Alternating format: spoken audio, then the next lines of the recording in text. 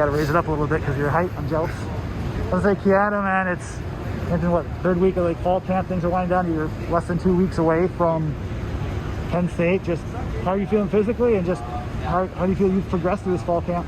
Physically, I feel great. You know, my body's feeling good. I took my recovery to the next level this season, and I feel like that has paid off right now. Third week of fall camp, usually people's bodies are breaking down on them, but I feel like I've been keeping up with it and keeping up with the playbook as well. So I feel like I'm at a great starting point for this season. What type of recovery work did you change up? Just stretching my hips, stretching my back. So I stretch after each practice or whatever, and then I also get in the cold tub, hot tub in the morning, and I just make sure I stay loose throughout the day. How long does that process usually take that's different from what you had before? Got to come in I get here 2 hours early, eat, do what I need to do, and then we got practice, and then after I'm here for about 2 more hours doing prehab. So like getting in there, making sure my whole body's good before any injuries do happen, and like making sure I'm good everywhere. How have you seen that translate to the field then? Where, I mean, we've seen you in the fall camp practices that are open to us, where you're getting in the backfield and making these. But how have you seen that help you out this fall camp? Just keep letting me loose. You know, like if you have an injury or something, it kind of holds you back. You know, you don't want to put too much pressure on that limb or whatever it is. But when your body's feeling good, you can just move fast and relentless. When it comes to, I guess with like your progression, I remember interviewing you 2 years ago, right before the South Florida game, and back in 2019, and just talking about how you were progressing and how Bryson was helping you, and now you're starting nose tackle, you're working on the first team nickel as defensive line. Have you had a chance to step back to see the progression so far early? I know there's a lot more to be written, but have you been able to step back and just kind of see the progression you've had? Kinda. I mean, you can see it, but I just kind of keep my nose down and keep working, because when you look up and you start looking for other things, you forget what's right in front of you. So I don't really try like focusing on that, but I just let my journey do what it's gonna do. When you have, like I said, we've seen what you've done during fall camp so far, like doing pass rush drills and getting past. What are some of the things that you're doing now in fall camp that maybe you weren't doing? One during maybe spring ball when you're able to work, but even like last year during the truncated 2020 season? I would say my footwork and my aggressiveness in my hands with pass rush, especially because last year my footwork was a little wishy-washy and I was always trying to be aggressive, but sometimes I'll be trying to run straight down the man and then trying to work the edge at the same time with my hands. So I'm trying to do two different things with my mind and my body, and it just didn't work. But now I'm practicing that more and more, and I feel like it's paying off amazingly. What type of footwork in terms of, like, is there anything in particular where how you're able to do that? Not really. It's just knowing what steps to take and when, and reading the offense. So I've got way better at that. Is there a play or plays from fall camp that just stand out to you from what you've seen from your progression that pop out? Probably my knockback, just in general, you know. Like, I'm not passive. I'm not catching nobody. I'm running through people, and that's what I like, and that's what my coaches like. I'll say with that, has there been a change in philosophy with the defensive line in terms of attacking and penetrating Definitely. more? How would you describe it? I mean, I feel like last year we're more, especially at the D-line, we're more eating blocks from linebackers, but now we can do that, or we can choose to go make that play. And if you're going to shoot for that play, you better make that play, and that's what I like about Coach K. He let us off the leash a little bit and let us go make plays. How is he as a coach? Awesome. Going from like strength, you've known him since you've been here. But how is he now as your position coach compared to your strength and conditioning? He's awesome. Like, he brings the juice all the time. Even as a strength and conditioning coach, he was always energized. Not screaming at you, but screaming to get you going. And I love the way he does that now still. And like in the meeting rooms, makes the meetings more fun. We laugh, but when it's time to lock in, we're locked back in.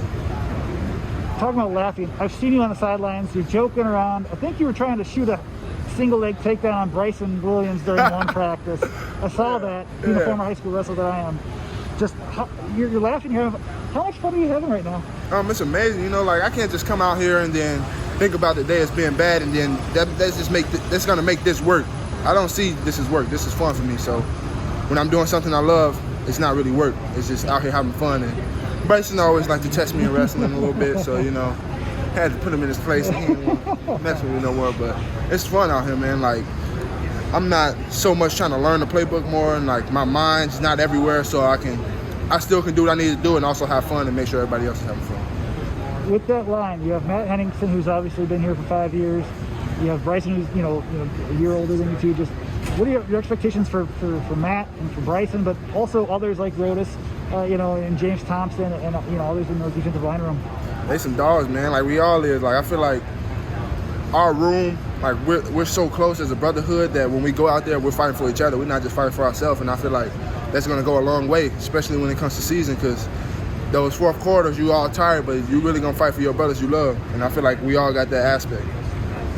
With the defense, and we've seen it, the unit fly around in the open practices that reporters have seen.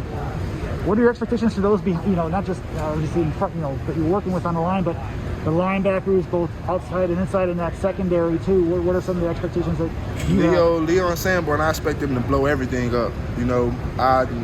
Most of the time, I'm not gonna let them get touched. And if I do my job right, and they'll be able to do theirs right, fill those holes and make TFL. Our corners and safeties, I feel like they got some work to do, but they're still working, and that's with all of us, But they definitely, there's some good people there, but we need more depth in that aspect. But we're having fun.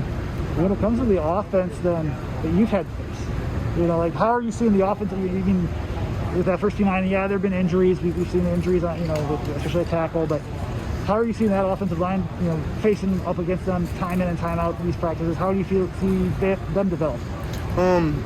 I feel like they're experienced. We got Seltz, we got Beach, Bruss. They're all returners, So I feel like the interior is not too bad.